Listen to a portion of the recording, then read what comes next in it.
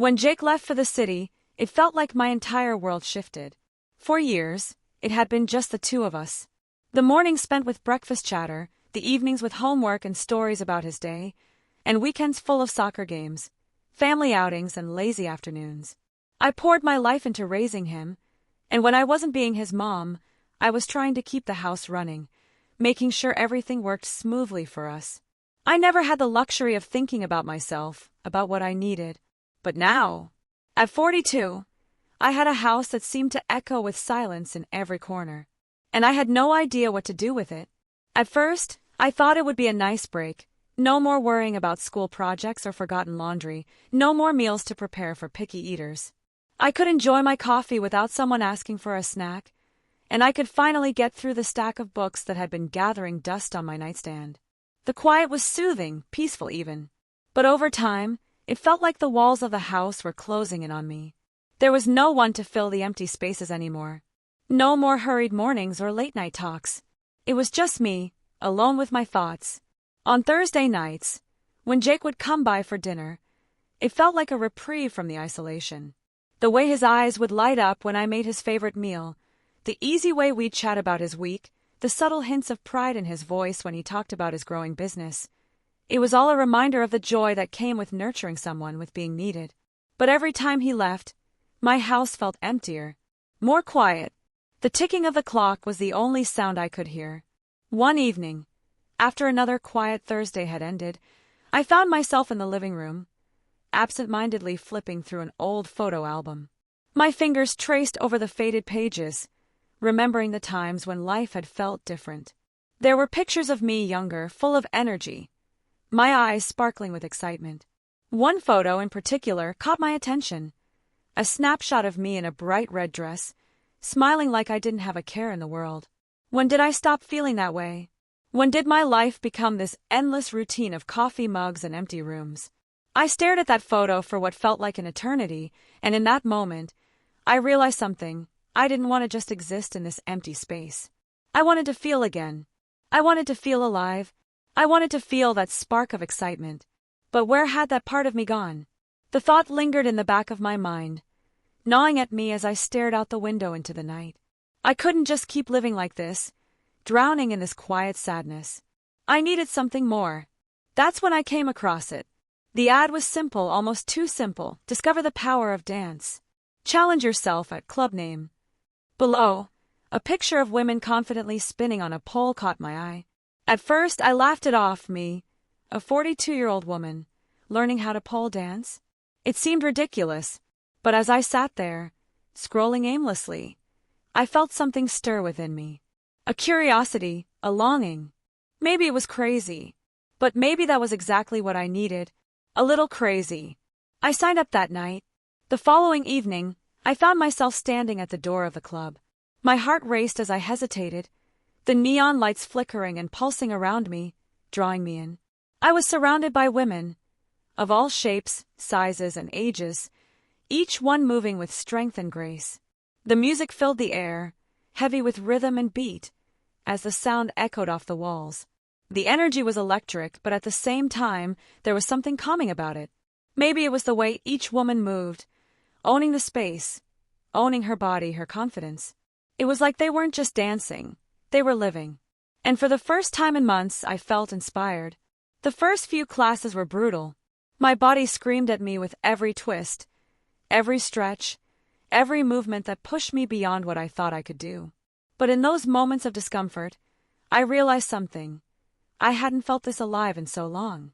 My muscles were sore, my body was aching, but something deep inside me was waking up again.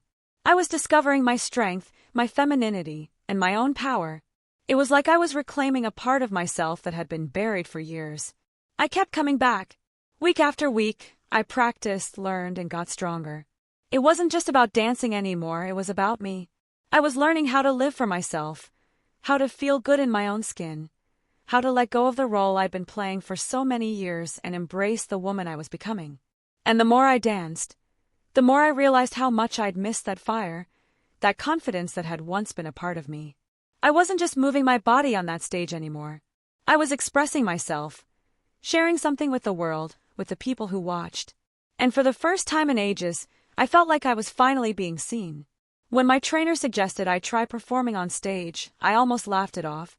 Me. On stage. It was one thing to practice in the back of a studio, but to perform in front of an audience. That felt like a step too far. But the idea stuck with me. It haunted me in the best way. I started to imagine it, see myself in those flashing lights, feeling the rush of the crowd's attention, the exhilaration of being noticed, not as a mom, not as someone's caregiver, but as me. A woman in control of her body, her life, her story. And so, when the day came, I found myself backstage, my heart pounding in my chest. The lights dimmed, and the music began to play. My nerves threatened to overwhelm me, but as I stepped out onto that stage, something inside me clicked. The fear faded, replaced by a surge of excitement and energy. I moved, feeling every inch of the music, every beat, and with every sway, every turn, I realized something. I was no longer invisible. I was a force. The morning after my performance, I was still lost in the lingering thrill of it all. Every movement I made felt lighter, more intentional, as if something inside me had clicked into place. I was no longer just a spectator in my own life. I was an active participant again, claiming my space in the world. The house, though still quiet, no longer felt suffocating. Instead of emptiness, there was a hum of something new, anticipation, excitement, possibility. I stretched, feeling the pleasant ache in my muscles, a reminder of what I had done the night before. A reminder that I was no longer just existing, I was living. The sound of the front door opening broke through my thoughts. I wasn't expecting anyone, but there was only one person who had a key. I turned the corner and found Jake standing in the entryway, hands in his pockets, casually looking around like he was taking in the space as if seeing it in a new light. His eyes landed on the kitchen counter, where a flyer from the club lay in plain view. I had left it there without much thought, but now, with him standing there, it felt exposed, like a secret waiting to be discovered. The bright, bold design made it impossible to miss, a promotion for the event, the very same one I had performed in. My performance.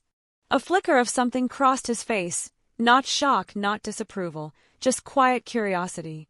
He picked up the flyer, running his fingers over the glossy surface, and I could feel the weight of his thoughts settling. For a moment, I braced myself, unsure of how he would react. But then he simply set it down and turned toward me, his expression unreadable. The silence stretched between us, and in that brief moment, I felt the years of being only his mother press against me like a heavy weight. Would he see me differently now? Would he see this as something absurd, something unbecoming of the woman who had spent 2 decades making sure his world was whole? But then, without hesitation, he stepped forward and kissed me on the cheek. The warmth of it caught me off guard, a quiet reassurance that I hadn't even realized I needed. It wasn't just affection, it was understanding, support, an unspoken acknowledgement that he saw me, really saw me, beyond the role I had played for so many years. A slow, unfamiliar relief settled in my chest. I had expected resistance, maybe even quiet discomfort, but there was none of that. Instead, there was something that almost felt like pride in the way he looked at me. As if, for the first time, he was seeing me as more than just the woman who had raised him, as a person with her own desires, her own journey, her own rediscovery. He moved into the kitchen, casually searching for coffee, as if nothing had changed. But something had changed. The air between us felt different, lighter, as if some invisible barrier had been lifted. Then, in a way that felt almost offhand, he mentioned that he might come by the club next week. The words came so easily from him, so natural, as if it were the most obvious thing in the world. The thought of him being there, watching this new part of my life unfold, sent a strange mix of emotions through me. But there was no hesitation in his words, no judgment, just quiet acceptance. As I stood there, watching him move through the kitchen like he had 100 times before, I realized something. This house, this life, had not become empty. It had simply changed, and I was changing with it. The days leading up to Thursday felt different. The usual routine of my week, morning coffee, stretching out sore muscles from practice, the quiet hours spent alone, had a new undercurrent of anticipation. I kept telling myself that Jake had only said it in passing, that he wasn't actually going to show up. But deep down I knew better. There had been something intentional in his voice, something steady in the way he had looked at me when he said it. By the time the night arrived, my nerves were impossible to ignore. The club was already alive with movement, filled with the rhythmic pulse of music, the murmur of voices, the sharp scent of perfume and alcohol blending in the air.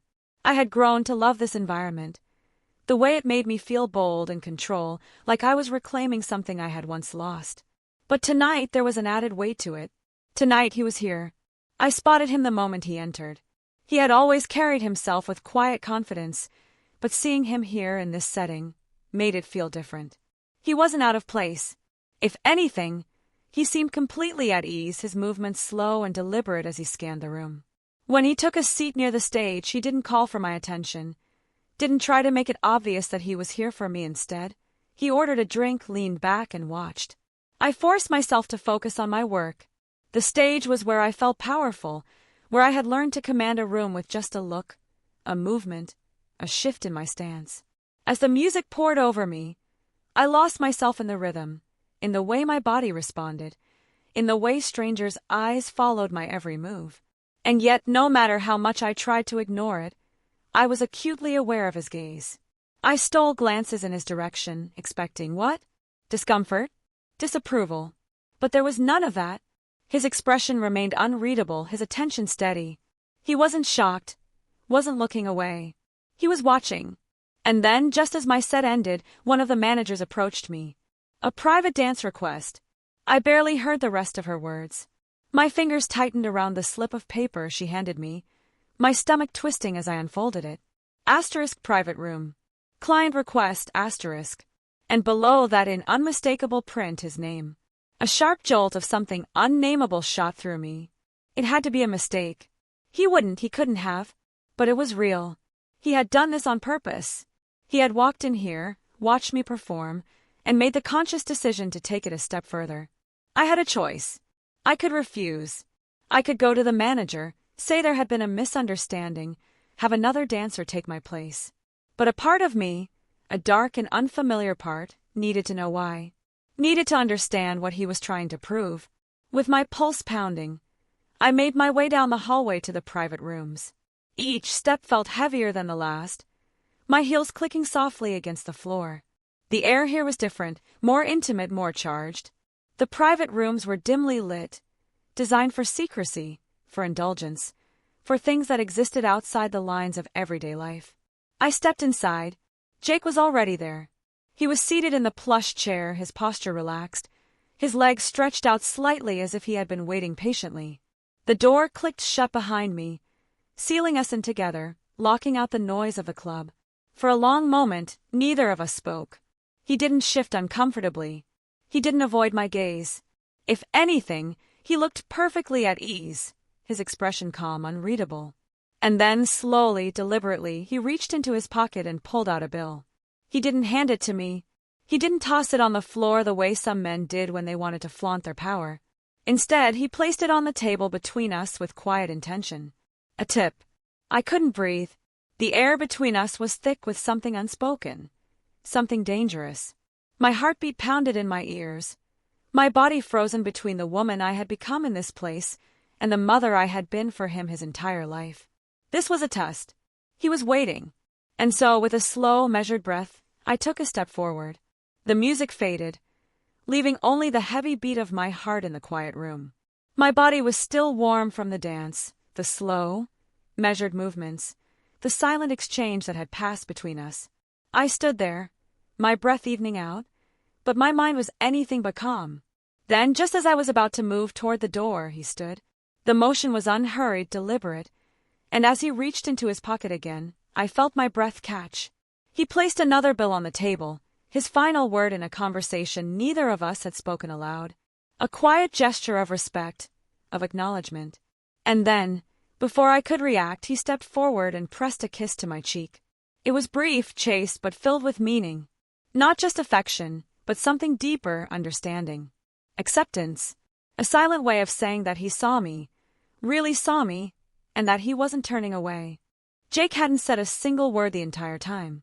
He had only watched, his posture relaxed yet attentive, his expression unreadable. There had been no awkwardness, no hesitation, just something steady, deliberate. I had expected tension, had braced myself for discomfort, but none of it had come. Instead, there was only the charged silence, the weight of something neither of us could quite name. I turned slightly, catching his gaze. Even now, in the quiet aftermath, he didn't shift away. He held my eyes with the same quiet confidence, as if waiting for me to understand something he already knew. I had spent years defining myself by the roles I played. A mother, a provider, a woman who sacrificed so much for the people she loved that she had nearly lost herself in the process. And yet, here I was, standing in a dimly lit private room, wearing confidence like a second skin, reclaiming something that had been buried beneath decades of routine. And he had chosen to see it, to acknowledge it, and to meet me here, in this space I had carved out for myself. Slowly, he reached into his pocket again. The rustle of paper was almost imperceptible over the soft hum of the club outside. Another bill, placed carefully on the table between us. A tip. But it wasn't just money, it was something else. A statement, a confirmation. He was choosing to support me in his own way. Not because he had to, not because he owed me anything, but because he understood. I swallowed hard, my throat suddenly dry. And then, before I could even process it, he stepped forward.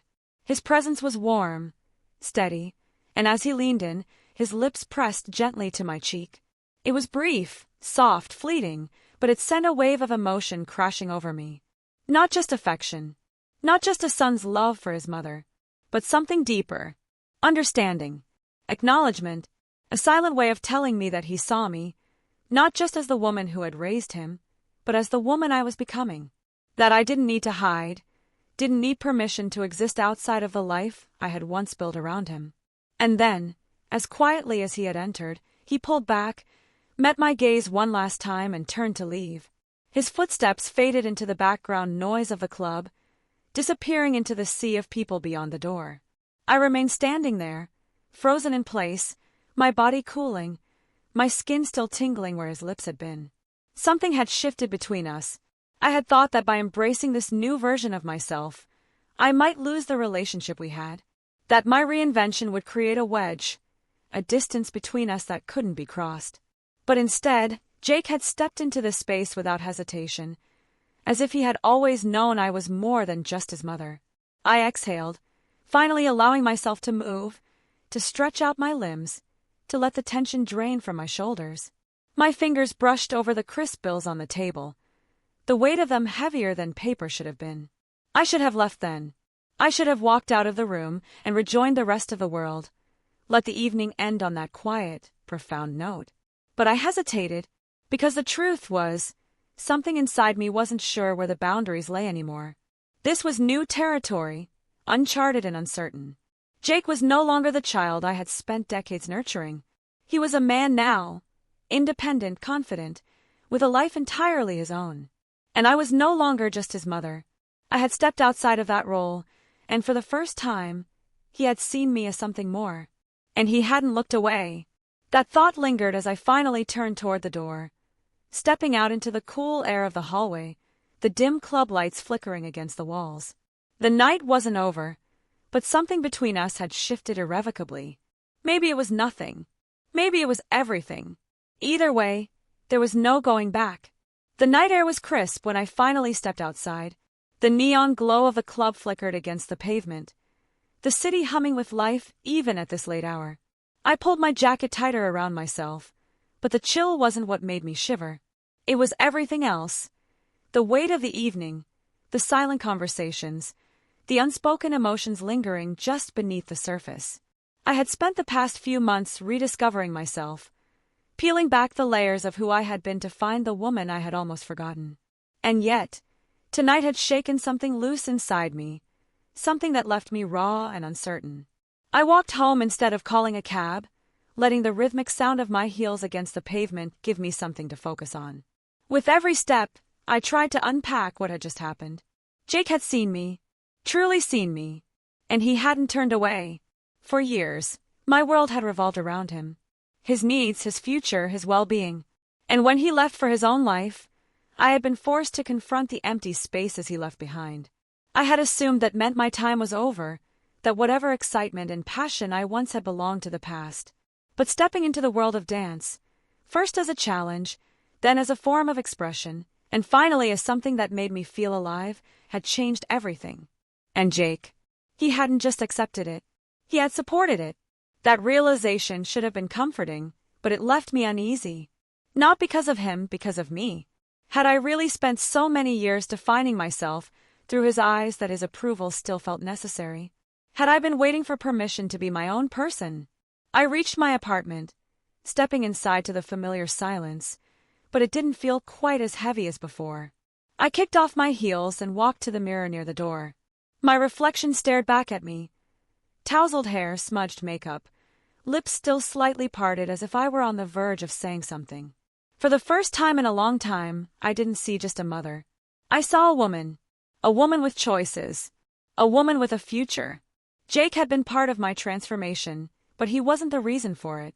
That had been my doing, my decision. I smiled faintly, running a hand through my hair. I didn't know what came next. I didn't need to. For once, that was the most exciting part.